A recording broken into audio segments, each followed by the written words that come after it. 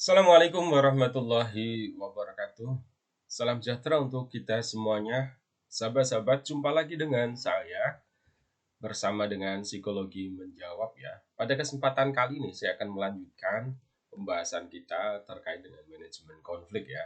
Nah, kita sampai pada pertemuan yang ke-11 terkait dengan penanganan konflik, bagaimana cara-cara penanganan konflik. Sebelum-sebelumnya saya sudah uraikan juga terkait dengan metode-metode yang digunakan.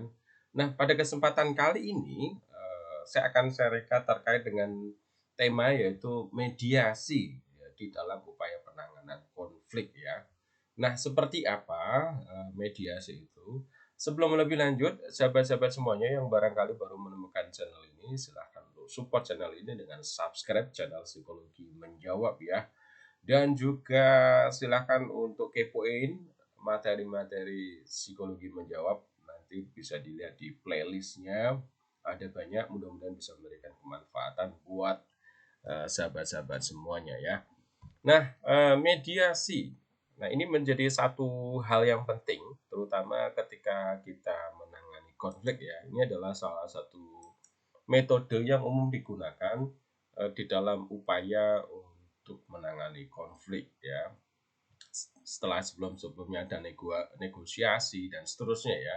Ya, mediasi, apa sih sebenarnya mediasi? Mediasi ini adalah upaya untuk mendapatkan kesepakatan atau penyelesaian konflik dengan menghadirkan pihak ketiga. Jadi umumnya ketika kemudian konflik itu terjadi, ya masing-masing kemudian kita belajar kan manajemen konflik ya. Upaya-upaya untuk kemudian mengelola konflik termasuk upaya untuk meminimalisasi konflik ya. Tujuannya apa? Kita tahu bahwa konflik itu memiliki dampak yang tidak bagus ya, terutama untuk organisasi dan dampaknya itu cenderungnya destruktif ataupun merugikan seperti itu ya. Sehingga kemudian upaya untuk melakukan peredaman konflik itu menjadi satu hal yang penting. Walaupun kita juga tahu ada yang disebut dengan mengelola konflik terus kemudian menjadi lebih semangat, itu juga ada caranya ya.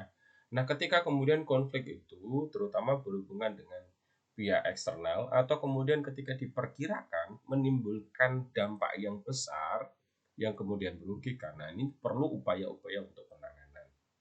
Sehingga di sini ketika kemudian kedua belah pihak yang mengalami konflik tidak menemukan solusi, ya, mungkin ada negosiasi tidak menemukan kesepakatan seperti itu, maka cara yang bisa digunakan adalah menghadirkan pihak ketiga. Nah, ini yang disebut dengan mediasi ya. Jadi upaya untuk mendapatkan kesepakatan ataupun penyelesaian konflik dengan menghadirkan pihak ketiga. Sehingga di sini pihak ketiga ini peranannya luar biasa ya.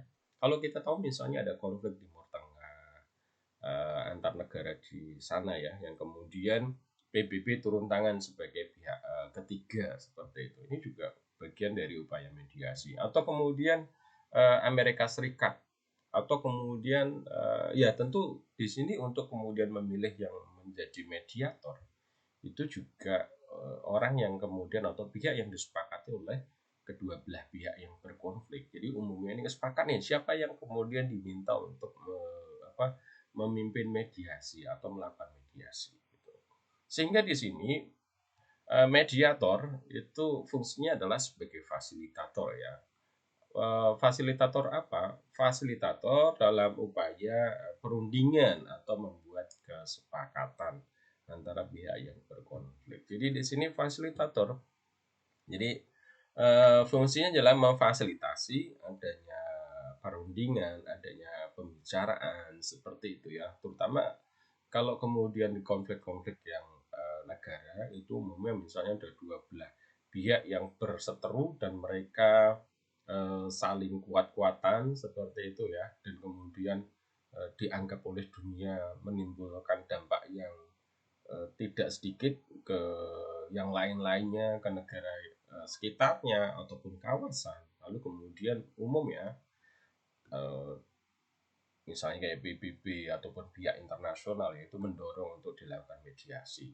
dan ada negara-negara atau PBB menyediakan diri untuk kemudian jadi penengahnya, jadi mediator ya, terjadi perundingan. Nah ini juga umumnya kalau misalnya persoalan-persoalan di masyarakat ya, misalnya RT itu biasanya jadi mediasi ketika ada warganya kemudian mereka berkonflik, lalu kemudian mereka tidak menemukan solusi, lalu kemudian ya udah bawa ke Pak RT saja untuk kemudian membicarakan.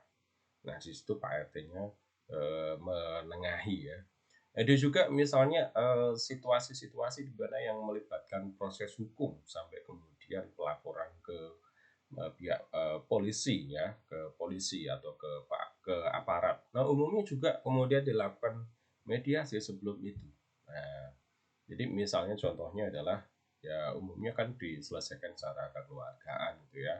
Eh, Tidak sampai kemudian ke hukum, coba untuk dimediasi terlebih dahulu gitu. Nah, ini juga menjadi sarana yang penting karena memang pada prinsipnya juga kalau kalau namanya konflik, kalau berkepanjangan ya sekali lagi itu akan menimbulkan persoalan. Ya, dampaknya itu besar. Kalau misalnya secara individu, ya waktunya habis ya di situ. Atau kemudian berurusan dengan hal-hal yang persidangan seterusnya juga tentu dari sisi waktu juga prosesnya panjang. Belum lagi soal finansial, belum lagi soal mestinya katakanlah berkegiatan, fokus, organisasi melakukan aktivitasnya, tentu konsentrasinya juga akan terganggu. Sehingga di sini mediasi ini perlu untuk kemudian didorong ya oleh kita semuanya ketika ada pihak-pihak yang berkonflik gitu ya. Sehingga saya kira penting bagi kita semuanya untuk memiliki keterampilan ini ya, keterampilan memediasi menjadi seorang yang dipercaya ya. Nah, kalau itu di perusahaan umumnya adalah ya bisa kalau kemudian yang berkonflik itu stafnya, lalu kemudian yang memediasi itu atasannya ya. Entah itu kalau misalnya di level paling bawah sekali ya, mungkin ada konflik antar operator, teknisi, lalu kemudian dimediasi oleh kepala regu, kalau nggak bisa naik lagi dan seterusnya sampai supervisor, sampai kemudian ya tentu nggak perlu sampai level manager ya. Nah, tetapi kalau konfliknya mungkin antara supervisor dan supervisor, nah bisa ini dimediasi sama manajer ya. Jadi mediator adalah pihak yang dipercaya mereka yang berkonflik. Nah, di sini ketika kemudian ya udah nih dilakukan mediasi, nah tentu akan dipilih kan siapa yang kemudian melakukan mediasi. Umumnya adalah pihak yang memang dipercaya. Sehingga ini tadi saya sampaikan penting untuk kemudian kita menjadi orang yang punya kredibilitas ya, dipercaya untuk kemudian jadi penengah. Nah, saya kira di negeri kita yang akhir-akhir ini banyak juga yang kemudian entah karena ketersinggungan seterusnya ya, itu perlu untuk kemudian coba untuk kita apa namanya, kalau ada konflik coba untuk dimediasi, dibicarakan terlebih dahulu ya secara keluargaan agar kemudian apa, saya kira akan lebih bermanfaat atau kemudian situasi akan lebih kondusif ya. Apalagi kalau kemudian itu melibatkan pihak yang masing-masing memiliki masa yang besar. Nah, itu tentu akan berpengaruh ke apa namanya ya. Ya kalau itu katakanlah di satu negara kan stabilitas keamanan, seperti ada potensi-potensi entah itu demo ataupun kemudian kerusuhan. Nah, tentu mediasi ini jadi hal yang penting. Nah, kalau di organisasi kan juga itu perlu untuk kemudian dilakukan. Ya, jangan sampai kemudian karena ada konflik lalu kemudian ada demonstrasi atau pemogokan gitu ya. Sehingga di sini mediator tidak memiliki wewenang memutuskan permasalahan. Jadi memang di sini mediator tuh seperti apa ya? Ya namanya mediasi ya, berada di pihak tengah. Dia harus netral, dia harus bisa mencoba untuk menjembatani ya keinginan-keinginan seperti itu, lalu kemudian disampaikan lagi ya posisinya memang di tengah. Nah di sini juga ini apa istilahnya apa ya, fungsi adil penting. Jadi orang yang memang bisa bersikap secara adil. Kesepakatan yang dihasilkan antara pihak yang berkonflik Karena pada dasarnya ntar hasil akhirnya itu ditentukan oleh kedua belah pihak yang berkonflik.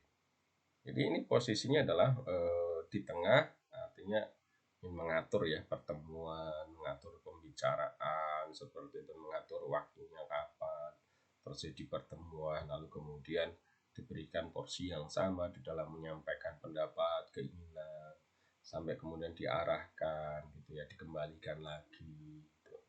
Nah ini jadi hal yang penting ya, dimanapun berada, lebih dari hanya sekedar cara, tapi juga ini saya kira perlu untuk dikembangkan jadi skill ya, jadi mediator ini. Upaya mediator adalah membantu mencari titik temu atau kesepakatan, lalu kemudian terbentuk perjanjian. Ya, kalau kemudian sudah terjadi kesepakatan, maka perlu untuk dilegalkan jadi hitam di atas putih ya, atau dibentuk perjanjian sehingga apa? Sama-sama jadi komitmen. Ya, komitmen bersama untuk kemudian melaksanakan kesepakatan yang ada. Sehingga di sini juga perlulah ditulis ya, untuk kemudian jadi pegangan bersama. Nah, persoalan mediasi umumnya yang kemudian menjadi hal-hal yang bisa dimediasi ini yang kalau ada di sekitar kita ya, ini contoh-contoh saja. Saya kira juga kita bisa temukan dalam banyak hal ya. Pertama adalah misalnya persoalan antar pribadi, cedera pribadi. Nah, umumnya misalnya ada di jalan, lalu kemudian ada kecelakaan atau apa gitu ya, terus satunya merasa dia yang bersalah, lalu kemudian umumnya dimediasi ya. Ya sudahlah ada ya warga, ini biasanya umumnya warga ya, warga kemudian eh, istilahnya mengajak mereka untuk kemudian berdiskusi apa yang harus dilakukan, diselesaikan secara kekeluargaan seperti itu. Nah tentu kita juga berharap jangan sampai lah kita semuanya berurusan sama hal-hal yang demikian ya, hal-hal yang sifatnya berkonflik seperti itu. Karena bangsa ini kan cinta damai ya.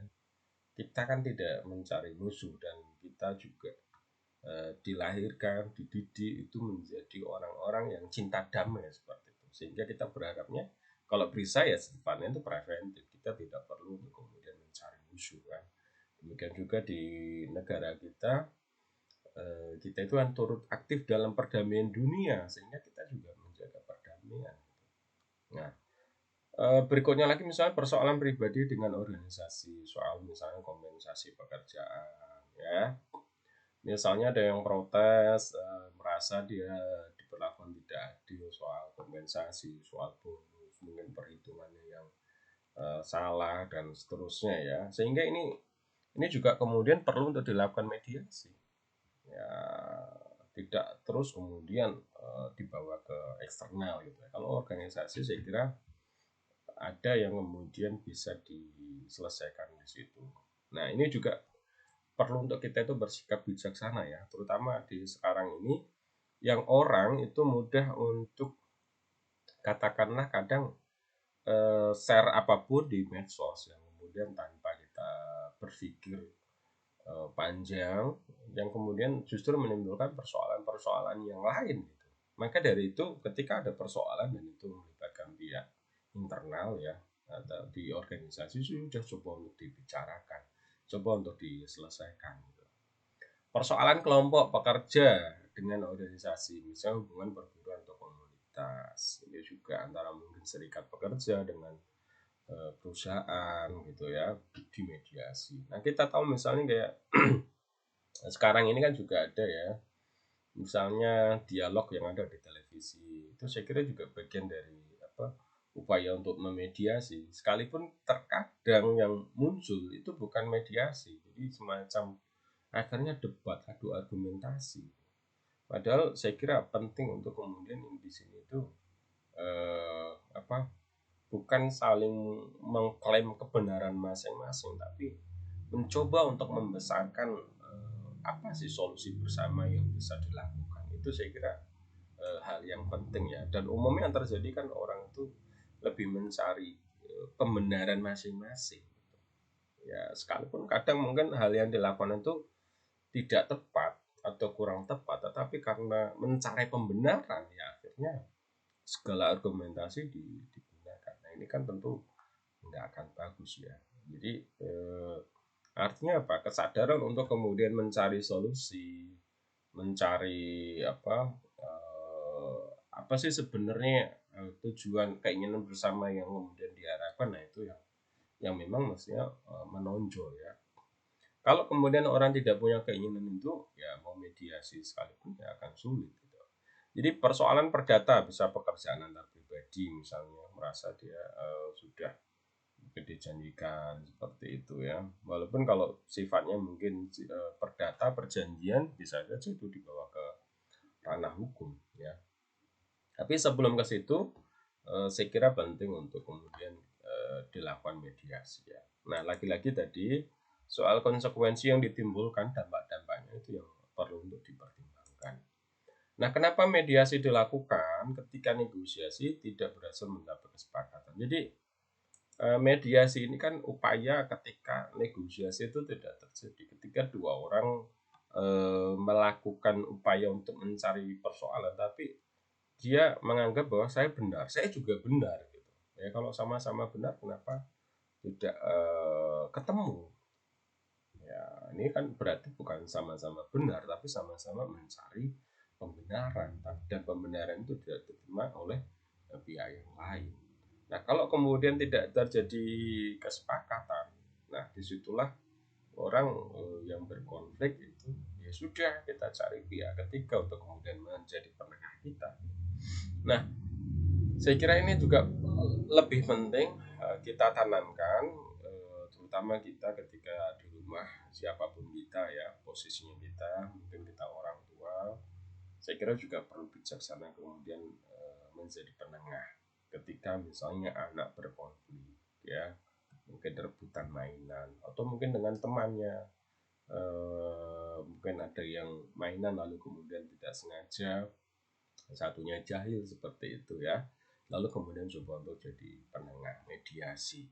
Nah itu saya kira itu hal yang perlulah kita tumbuhkan ya jadi lebih dari hanya sekedar kemudian kita ini ada persoalan lalu kemudian kita tangani tapi upaya-upaya preventif upaya-upaya untuk pengembangan itu saya kira perlu dilakukan ya.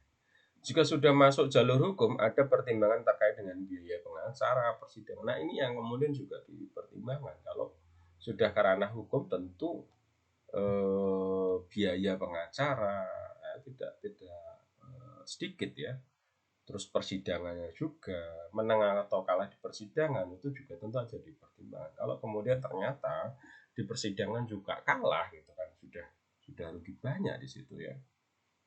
Waktu persidangan yang panjang sehingga memilih dilakukan mediasi. Nah ini juga ada itu yang perusahaan beberapa kali juga saya sampaikan di perusahaan-perusahaan yang sampai kemudian ke ranah hukum konfliknya sampai berakibat ya selama perselisihan itu kemudian perusahaan atau organisasi tidak dibolehkan untuk menjalankan usahanya.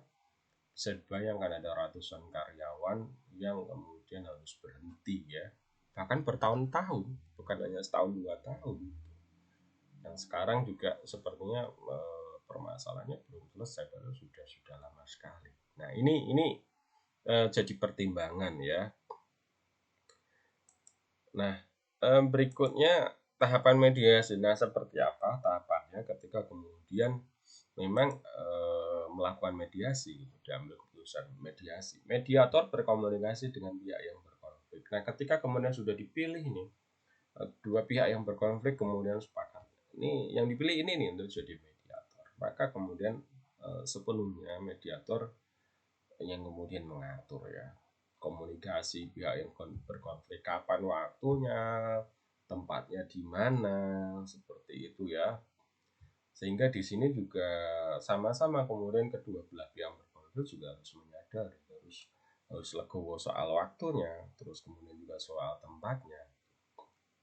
Terus kemudian juga penyampaian pandangan masing-masing pihak. Ketika kemudian di dalam pelaksanaan, tentu di sini juga bersikap adil masing-masing kemudian diberikan kesempatan untuk menyampaikan pandangannya yang diharapkan seperti itu. Dan umumnya memang ketika sudah melakukan mediasi, akan melakukan perjanjian, itu sudah membawa poin-poin mana yang kemudian diperjuangkan, mana yang kemudian diinginkan ya.